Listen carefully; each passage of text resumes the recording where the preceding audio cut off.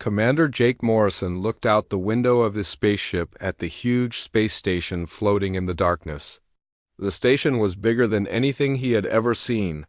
It twisted and moved like a living thing, with bright lights running across its surface in strange patterns. "Sir, we're getting close to her station," said Lisa Hayes, who worked as his main helper on the ship. She held a small computer in her hands and looked worried. "All the reports say the same thing. Her name is Zarathak the Unconquered. She has been fighting warriors from all over the galaxy for more than 3,000 years?" Jake nodded slowly. He had heard the stories about this strange being. She controlled this part of space and made all the alien races send their best fighters to face her tests. The rules were simple but scary. Any race that wanted to travel through her space had to send one champion to fight her trials. If they won, their people could pass through safely. If they lost, they would serve her forever. "How many have tried to beat her?" Jake asked. "Hundreds of different alien races, thousands of fighters," Lisa answered. Her face looked dark and troubled. "The big warrior aliens called the Korthani sent their strongest fighter. The crystal beings called the Vexstar sent their best group. Mind, even the energy creatures from Altair Prime tried to beat her tests?" She stopped talking and shook her head. "None of them ever won." Dr. Amanda Price walked over to join them at the window. She was the ship's expert on alien life forms. "The strange thing is that she doesn't kill the fighters who lose. From what we know, they become part of her collection. They stay alive but have to serve her forever." Jake stared at the station ahead of them. It was made with technology that humans didn't understand. The whole thing seemed to breathe and pulse with life. He could see smaller ships from many different alien races docked at various ports around the station. These were like trophies from all the fighters she had beaten over the years. "The Earth Council was very clear about this mission," Jake said to his crew. "Humanity needs to use the Kepler trade route. Our future depends on being able to travel through this space. And she has made it clear that the only way to get permission is to win her trials." Lieutenant Ben Cooper, who handled all their communications, looked up from his workstation. "Sir, we're getting a message from the station. She wants to talk to you right now." The main viewing screen flickered and came to life. What appeared on the screen was hard to describe. Zarathak stood almost 8 feet tall. Her body was a strange mix of living flesh and machine parts. Her skin looked like living metal that changed colors from silver to deep purple. Her eyes burned with an inner fire that showed she had incredible power. When she spoke, her voice sounded like it carried the weight of thousands of years. "So the new race has arrived," she said. Her voice sounded both amused and dismissive at the same time.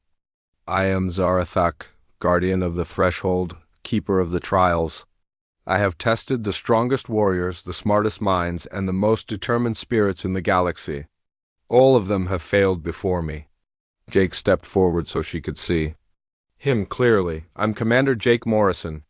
I represent the United Earth Alliance. We ask for permission to travel through your space." Zarathak's laugh sounded like metal scraping against stone. "Another race, another champion. Tell me, human, what makes you think you can succeed where so many others have failed?" "We won't know until we try," Jake replied in a steady voice. "I like confidence," she said. Her burning eyes seemed to look right through the screen and into his soul. "Very well. Send your champion to my station. The trials will begin when the stars align properly. That will be in 72 hours. Choose your fighter carefully, because this will be your only chance." The message ended, and the screen went dark. The bridge of the ship became very quiet. Jake turned to look at his crew. He could see the weight of their entire species' future reflected in their worried faces. "Sir," Lisa said quietly, "who are you going to send?" Jake looked back at the alien station, then at his crew. Among them was Sergeant Tom Bradley, a decorated Marine who had never lost a fight. There was also Dr. Helen Foster, whose smart mind had solved military problems that had stumped generals for years. And there was Lieutenant Amy Richardson, whose mental strength tests showed she was incredibly tough-minded. "I need suggestions," Jake said. This isn't just about being physically strong or smart. We need someone who can think in a different way, someone who can approach these trials from an angle that no one else has ever considered. Over the next day, Jake met with each of his possible champions. Sergeant Bradley was confident he could win any physical fight. Dr. Foster was sure her strategic planning could solve any puzzle. Lieutenant Richardson believed her mental training could overcome any test of willpower, but as Jake listened to each of them, he realized they were all thinking the same way that thousands of other champions had thought before them. They wanted to beat Zarethak at her own game using conventional methods. Late that night, Jake walked through the quiet corridors of his ship. He found himself in the navigation section, where the night shift was working. There he saw Lieutenant Danny Wright, a young officer who had joined the crew only 6 months ago. Danny was studying star charts, but Jake noticed he was also reading reports about Zarethak and her trials. "Working late, Lieutenant?" Jake asked. Danny jumped up quickly. "Sorry, sir. I was just trying to understand more about what we're facing." "And what have you learned?" Danny hesitated, then seemed to make a decision. "Sir, I've been reading all the reports about the champions who failed. The thing that strikes me is that they all approached the trials the same way. They all tried to prove they were better than her at fighting, thinking, or staying strong." That's what champions do," Jake said. "But what if that's the wrong approach?" Danny asked. "What if she's not looking for someone to beat her? What if she's looking for something completely different?" Jake felt something click in his mind. "Go on." "Well, sir, she's been doing this for 3,000 years. She's seen every type of warrior, every kind of strategy, every form of mental strength. If she wanted to find someone who could beat her in a normal way, she would have found them by now. So what do you think she's really looking for?" Danny ran his hand through his hair nervously. "I think she's looking for someone who understands that the greatest victories don't always come from fighting. Maybe she's looking for someone who can see that sometimes the best way to win is to not play the game the way everyone expects." Jake stared at the young officer. Danny Wright wasn't the strongest person on the ship. He wasn't the smartest or the most experienced. But he was thinking about the problem in a way that no one else had. "Danny," Jake said slowly, "are you volunteering to be our champion?" The young man straightened his shoulders. "If you think I can help our people, sir, then yes, I volunteer." Jake looked out at the alien station in the distance. Its strange lights pulsed in patterns that seemed almost like a heartbeat. Maybe that was exactly what they needed. Not someone who would try to beat Zarethak, but someone who would try to understand her. "Then God help us all," Jake said quietly. "Because you're going to face trials that have defeated champions for 3,000 years.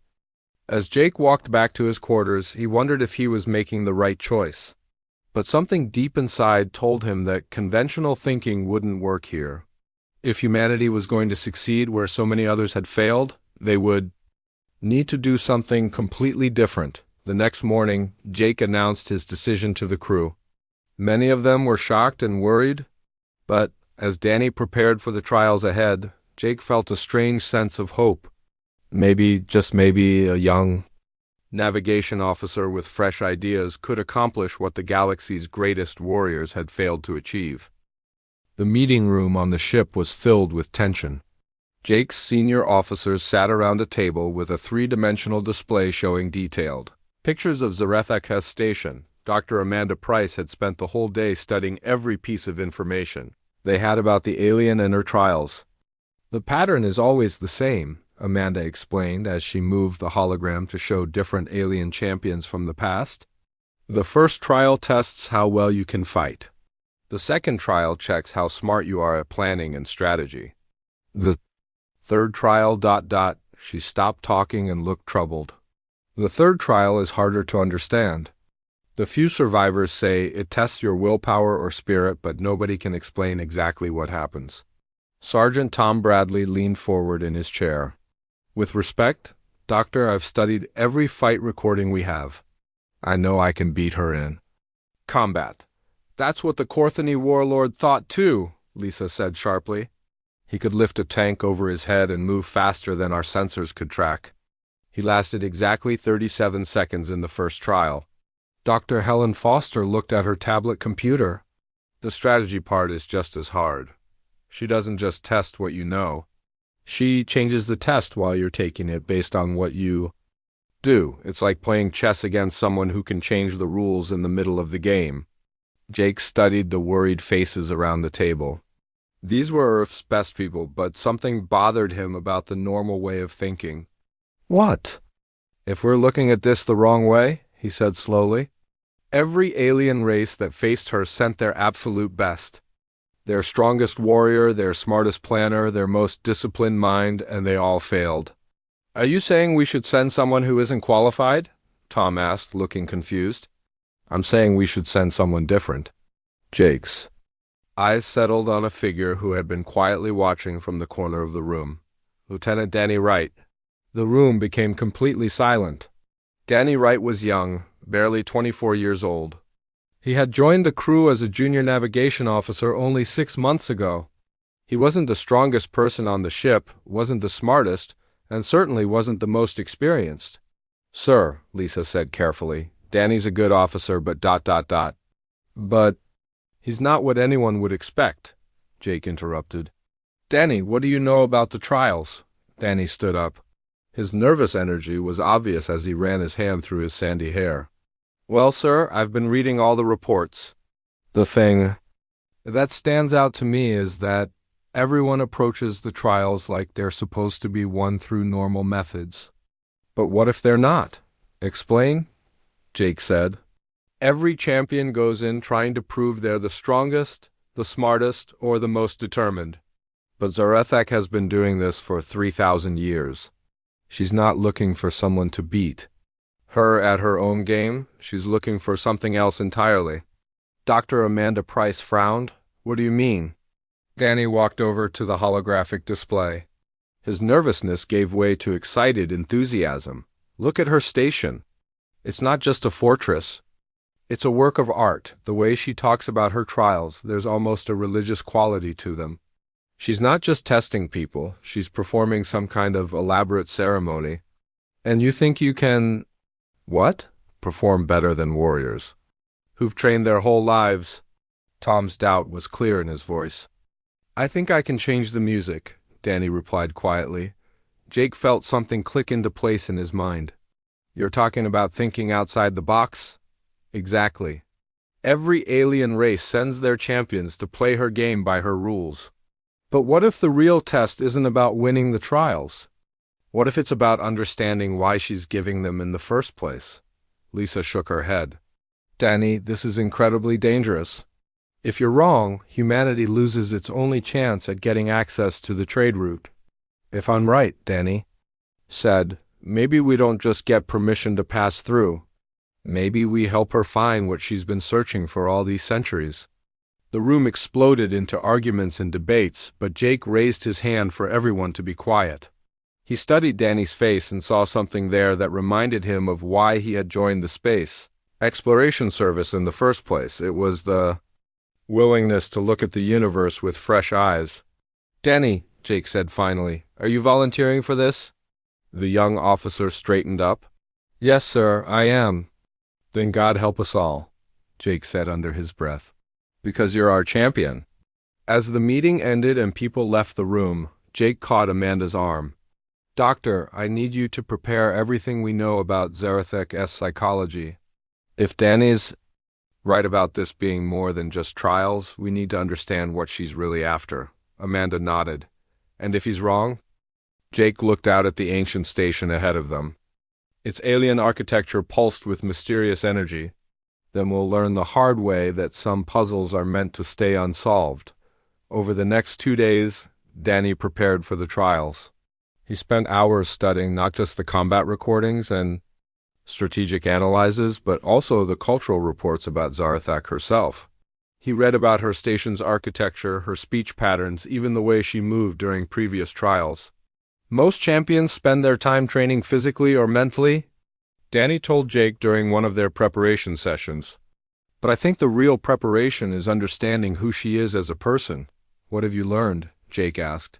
She's not a conqueror or a tyrant, Danny said with growing confidence. Everything about her suggests she's a teacher. The way she structures the trials, the way she speaks to champions, even the way she preserves the ones who fail instead of killing them. She's trying to teach something. Tom Bradley joined them in the preparation room. Despite his initial doubts, he had become one of Danny's strongest supporters. What do you think she's trying to teach? Danny thought for a moment. I think she's trying to teach the same lesson that humanity learned the hard way. That the universe is big enough for everyone, but only if we learn to work together instead of trying to dominate each other. Dr. Helen Foster brought Danny detailed analyses of the strategic components of previous trials. The second trial seems to be about more than just tactical thinking, she explained. It's about understanding complex systems and how different parts affect each other, like understanding how different species in the galaxy can work together, Danny asked.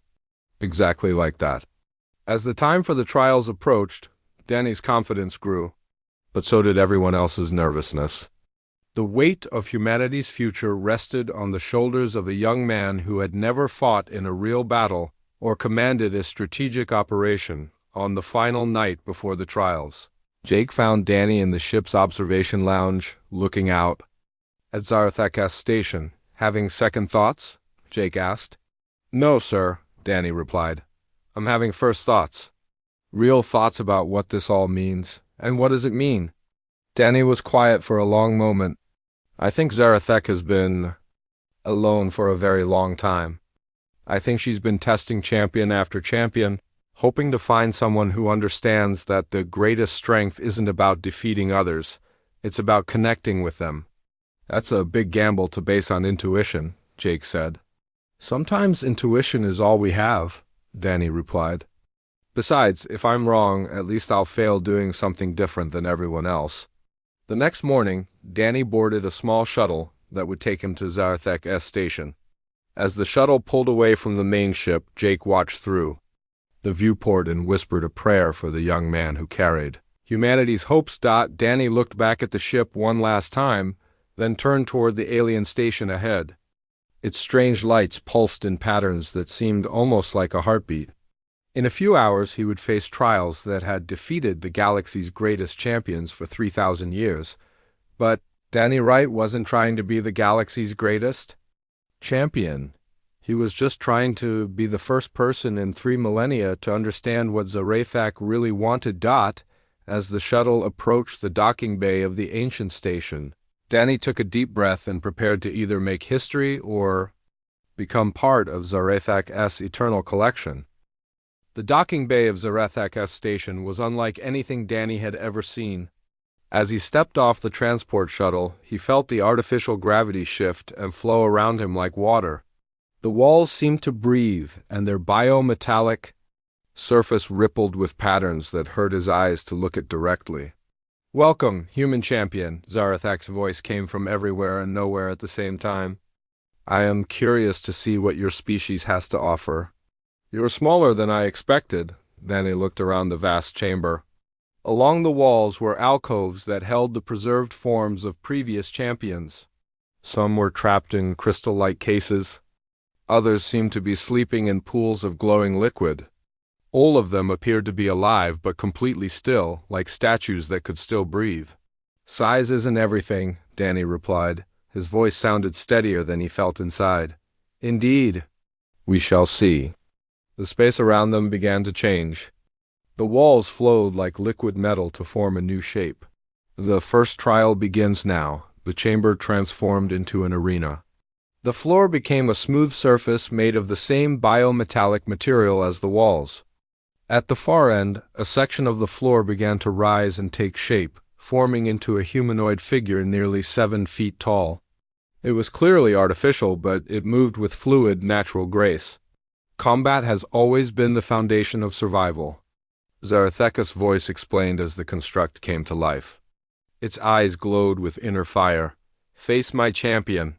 Defeat it through strength, and you pass the first trial. Danny studied the construct as it began to move toward him. It was fast, powerful and clearly designed to be the perfect warrior. Every previous champion had faced this same test, and all of them had approached it the same way. They had tried to match or exceed its combat abilities. The construct lunged forward with inhuman speed. Its fist whistled through the air where Danny's head had been just a split second before. Instead of trying to match its strength, Danny rolled to the side. His mind raced as he tried to understand what was really happening. "Interesting," Zarathak observed. "You retreat." "I adapt," Danny corrected as he dodged another devastating blow. He noticed something as he moved around the arena. The construct's attacks followed predictable patterns. Each one was designed to test different aspects of combat ability. It was like a complex diagnostic program rather than a real fight. The construct pressed its attack, forcing Danny to use every evasive technique he had learned in basic training. He couldn't match its strength or speed, but he could study its behavior. With each exchange, he began to understand the underlying logic of its movements. "You cannot run forever, human," Zarathak said. Danny detected something in her tone that wasn't mockery, but genuine curiosity. "I'm not running," Danny replied. He suddenly stopped his retreat.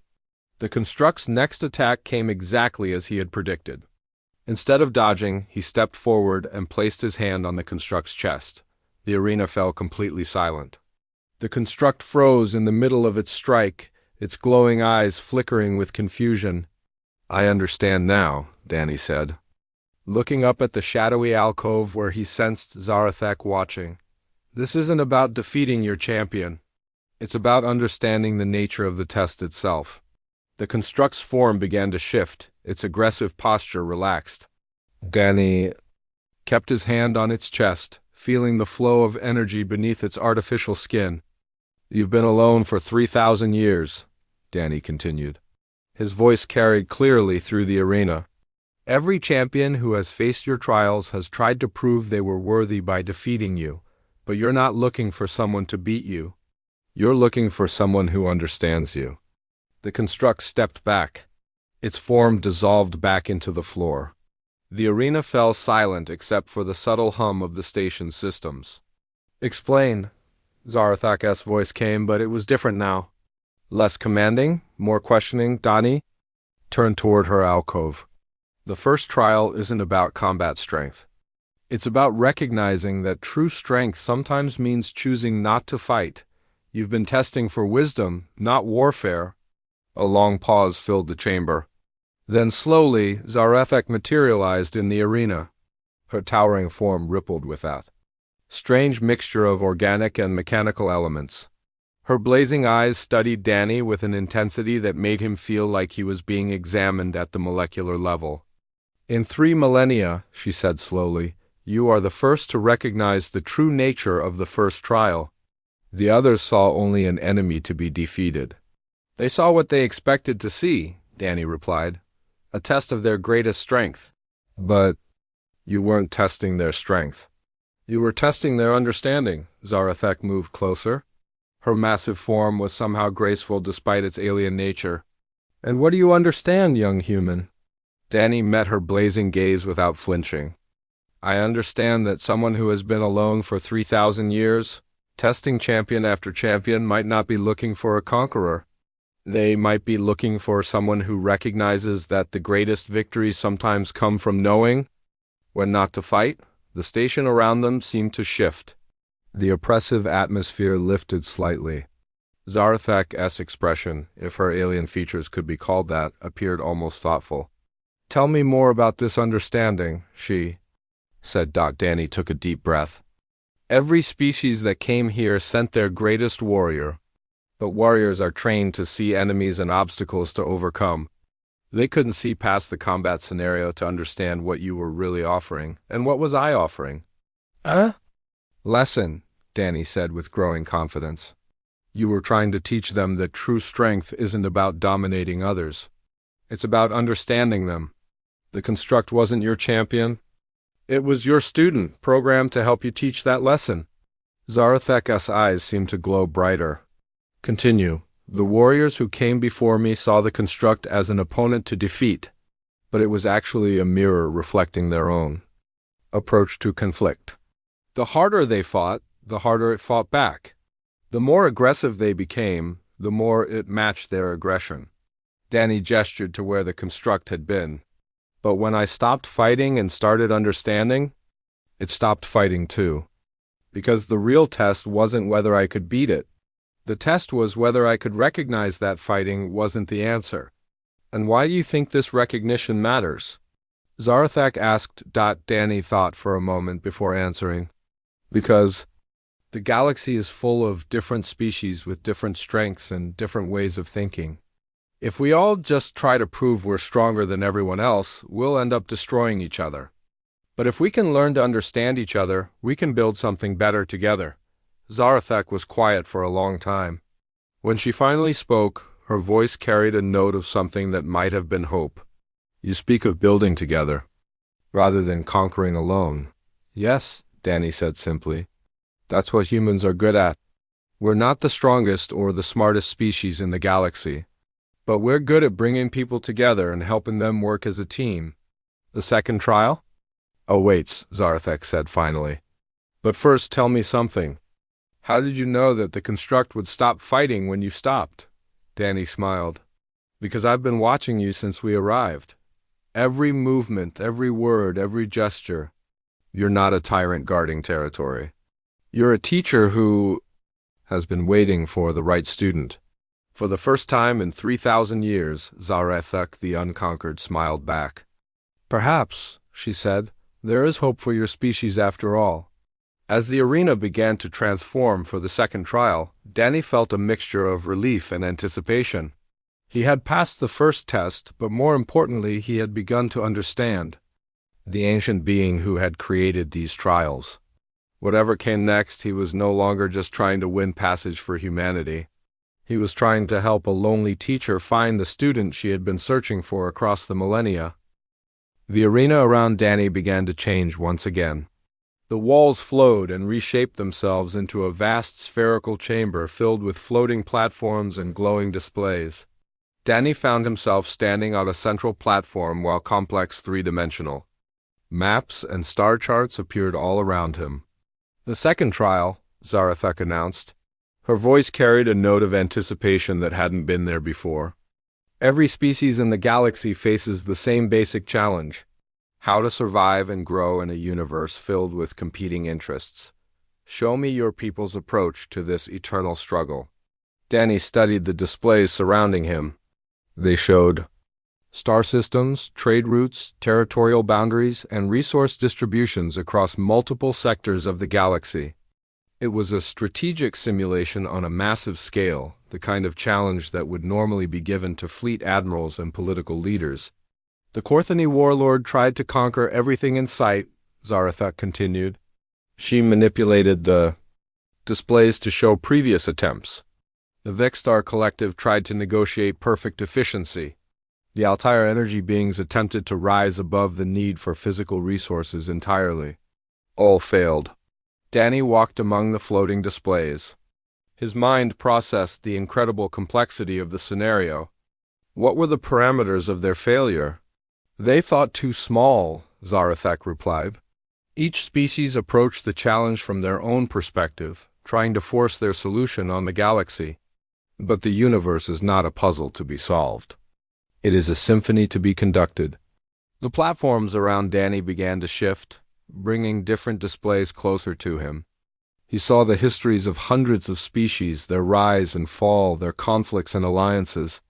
The patterns were complex, but gradually he began to see the underlying structure. You're not testing strategic thinking, Danny said slowly. You're testing the ability to see the bigger picture. Continue, Zarathak encouraged. Danny gestured to the displays around him. Every species that faced this trial tried to optimize their own position. But that's not what you're looking for. You're looking for someone who can see how everything connects to everything else. He moved to a display showing the current state of the galaxy with its complex web of alliances, trade relationships, and territorial disputes. The Korthani tried to dominate through force, but force creates resistance. The Vexstar tried to optimize through efficiency, but efficiency without flexibility leads to stagnation. The Altair beings tried to transcend physical limitations, but transcendence without connection leads to isolation. And what does humanity offer? Zarathek asked. Danny paused, considering the question carefully. What did make humanity unique? They weren't the strongest species, or the smartest, or the most advanced. But they had something else, something that had allowed them to survive and thrive despite their limitations. Balance, he said finally.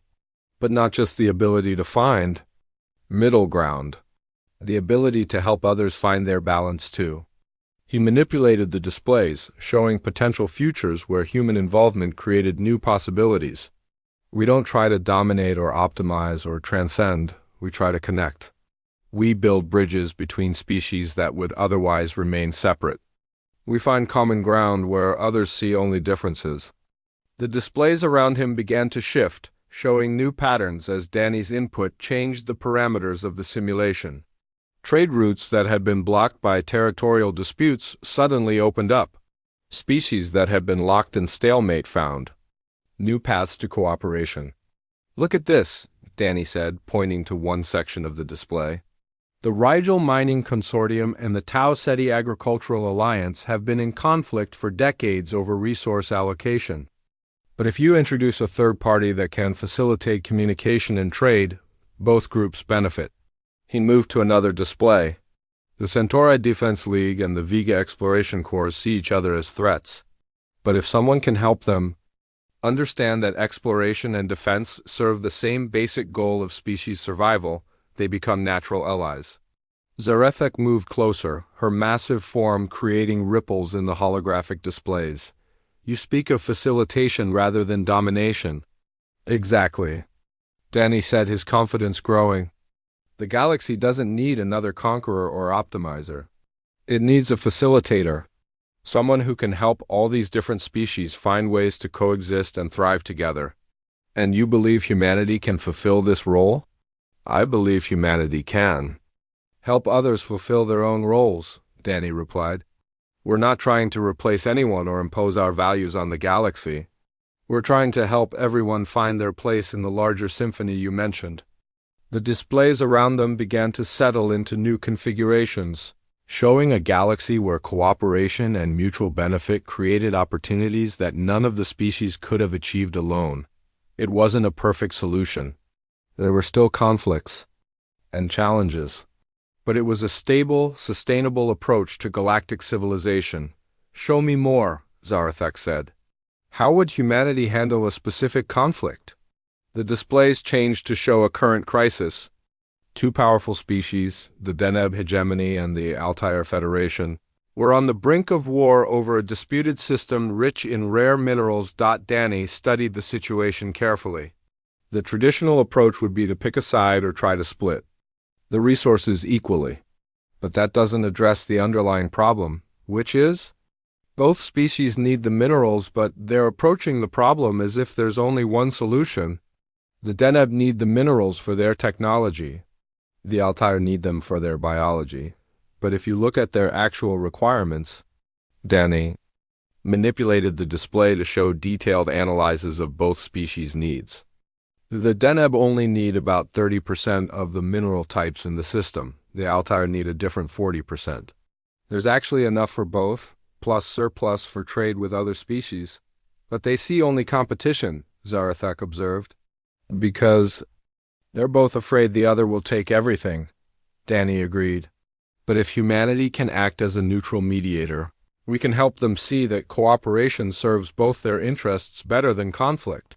He showed how human diplomatic and trade protocols could create a framework for shared resource extraction and distribution. We establish monitoring systems that both sides trust. We create trade agreements that benefit everyone. We build relationships that make future cooperation easier. You make it sound simple, Zarathek said. The concept is simple, Danny replied. The execution is hard work. It requires patience, understanding, and the willingness to put the greater good ahead of short-term advantages. The simulation around them shifted again, showing the long-term results of Danny's approach. The Deneb and Altair not only resolved their conflict, but became trading partners. The disputed system became a hub of interspecies cooperation. Other conflicts in the region began to resolve themselves as the model of cooperation spread. In 3,000 years, Zarethek said quietly, you are the first to understand that the second trial is not about imposing your will on the galaxy. It is about finding your place within it. Danny looked up at her towering form. And what's your places, Zarethek? The question hung in the air between them. For a long moment the ancient being was silent. Her blazing eyes reflected thoughts that spanned millennia. I have forgotten, she said finally. Her voice carried a note of profound sadness. I have spent so long testing others, challenging them to prove their worth that I have lost sight of my own purpose. Maybe that's what the third trial is really about, Danny suggested gently. Not testing the champion's will, but helping the Guardian remember why she started giving these trials in the first place. Zarethek stared at him for a long moment. Her alien features seemed to shift, showing emotions that Danny couldn't quite identify. The third trial awaits, she said finally. But I suspect, young human, that it will be as much a test for me as it is for you. As the chamber began to shift once again, Danny felt the weight of something much larger than humanity's future pressing down around him. Whatever the third trial held, he sensed that it would determine not just his species' fate, but the fate of an ancient being who had been searching for something she had forgotten, she had lost. The chamber around Danny and Zarethek dissolved completely, replaced by something that was impossible to describe. Danny found himself standing in a space that seemed to exist between dimensions, where thoughts took physical form and emotions painted the air with colors that had no names. Zarethek stood beside him, her massive form somehow more vulnerable in this strange realm. The third trial, she said, her voice carrying the weight of countless years, the test of will, of spirit, of the very essence of what makes a being, worthy of passage through my domain.